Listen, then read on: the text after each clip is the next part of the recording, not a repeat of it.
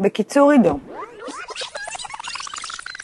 השנה 2000, קצת אחרי בעלת המילניום, הגיע לעולם הגולש המוכר והאהוב עידו שמיר, והביא עוד קצת בהלה להוריו.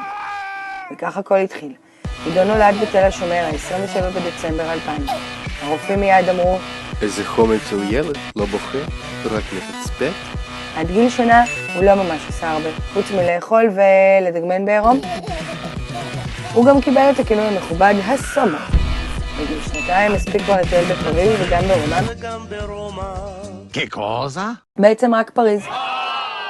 אבל אל תדאגו, בגיל 3 כבר נסע למזרח הרחוק וטבל במים הכחולים של תאילנד. כבר אז היה בפיניים שלו. בגיל 4 פתח בקריירת קראטה מפוארת שהסתיימה אחרי 6 שנים. בגיל 5 נכנסה לחייו האחות קטנה נעמי, שסובלת אותו באושר ואושר עד היום הזה. בגיל 6 עלה לכיתה א', ומאז ועד היום הוא מעדיף הכל, חוץ מהלימודים. בגיל 7 רצה לפרוש מבית הספר בעודו בשיאו, וניסה את מזלו כפסנתר. בגיל 8, אחרי שהבין שמוצרט הוא לא יהיה, החל לנגן מטופים ועל העצבים של השכנים וההורים, ובמקביל פתח בקריירה מפוארת כגולש הורס. בגיל 9 לא נח לרגע, רץ לקראטה, מטופים, לגלישה, הכל על הסקט כמובן. מרוב מאמץ נהיה מומיה, חבל, אז כעת חמוד. בגיל 10 הפך לשובר לבבות אמיתי. פיתח שירים בקראטה, טיפח את הבלורית וגלש בלי הפסקה. בגיל 11 זנח הכל ונהיה לגולש מקצועי שמחפש את הגל המושלם. ומדי פעם עלה על הסקייט לזכר הימים הטובים.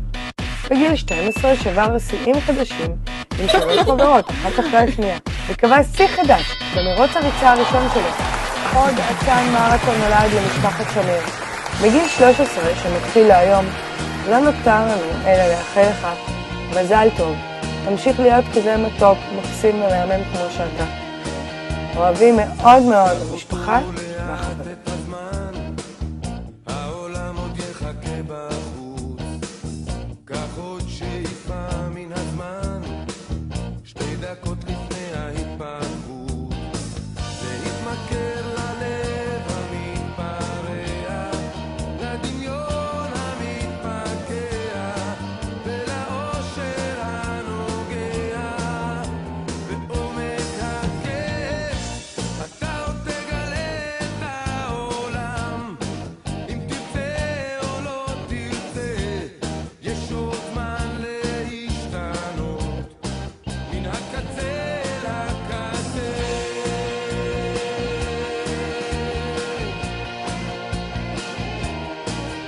אם האהבה כאבה לך אתמול, אולי מחר היא לא תכאב, עם עוד הדמעות זולגות בלי קול, בסופן אולי חיוך רחב, להתמכר ללב המתפרע, לדמיון המתפקע, לאושר הנוגע, בעומק הכאב, אתה עוד תגלה את העולם, אם תרצה או לא תרצה, יש עוד זמן להשתנות, מן הקצה לקצה, אתה עוד תגלה את העולם, אם תרצה או לא תרצה, יש עוד זמן להשתנות, מן הקצה לקצה.